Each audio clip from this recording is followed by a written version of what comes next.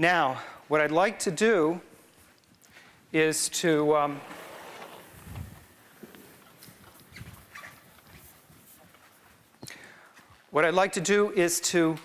eventually take the limit as n goes to infinity here. And the quantity that's hard to understand is this massive quantity here. And there's one change that I'd like to make, but it's a very modest one, extremely minuscule, which is that I'm going to write 1, just to see that there's a general pattern here, I'm going to write 1 as 1 squared.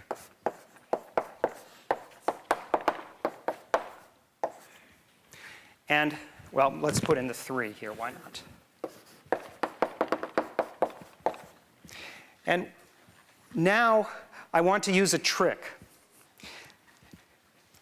This trick is not completely recommended, but I will say a lot more about that when we get through to the end. I want to understand how big this quantity is, so I'm going to use a geometric trick to draw a picture of this quantity. Namely, I'm going to build a pyramid.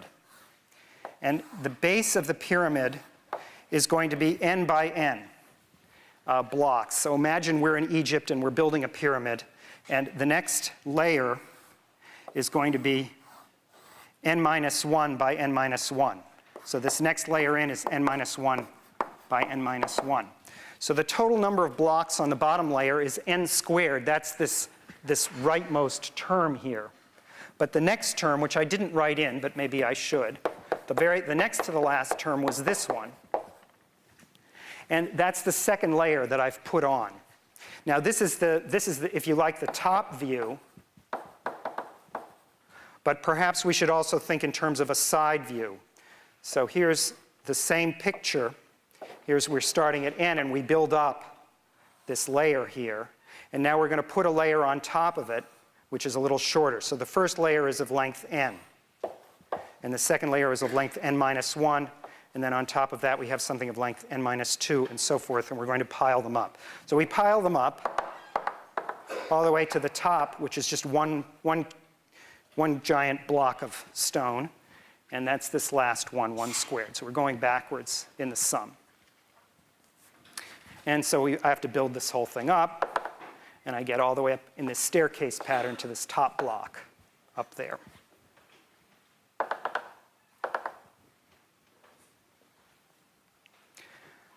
All right, so here's the trick that you can use to estimate the size of this. And it's sufficient in the limit as n goes to infinity.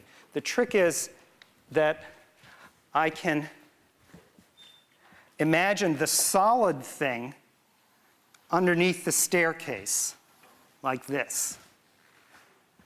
That's an ordinary pyramid, not a staircase pyramid, which is inside.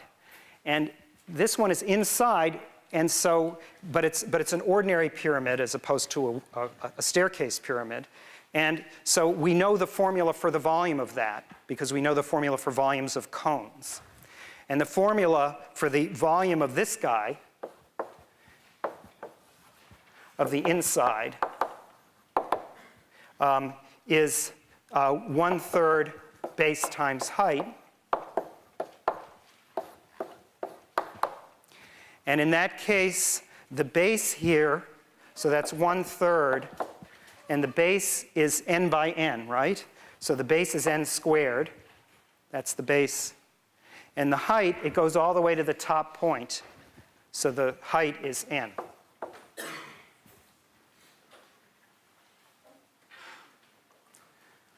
And what we've discovered here is that this whole sum is bigger than 1/3 n cubed.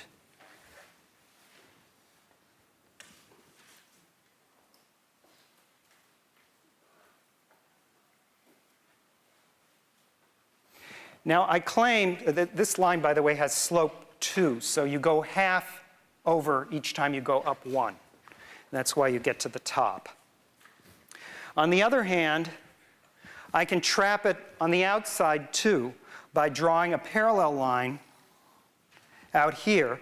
And this will go down a half more on this side and a half more on the other side. So the base will be n plus 1 by n plus 1 of this bigger pyramid, and it'll go up one higher.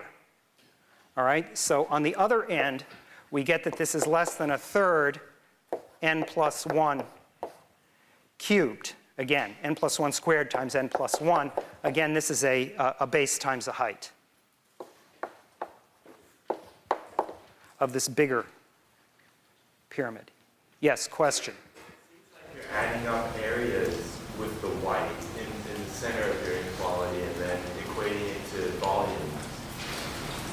The question is, it seems as if I'm adding up areas and equating it to volume, but I'm actually creating volumes by making these honest increments here.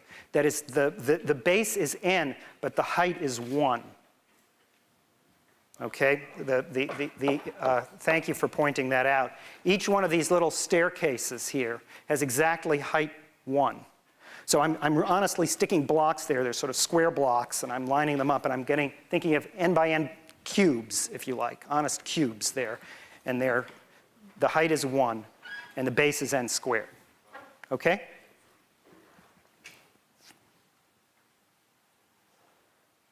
All right, so I claim that I've trapped this guy in between two quantities here. And now I'm ready to take the limit.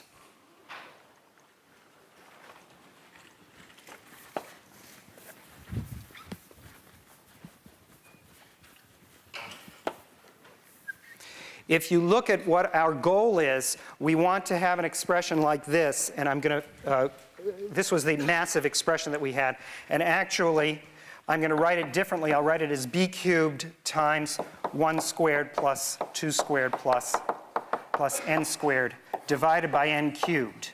I'm going to combine all the n's together. All right? So the right thing to do is to divide what I had up there, divide by n cubed in this set of inequalities there. And what I get here is a third is less than 1 plus 2 squared plus 3 squared plus n squared divided by n cubed is less than 1/3 times n plus 1 cubed divided by n cubed. And that's a third times 1 plus 1 over n cubed.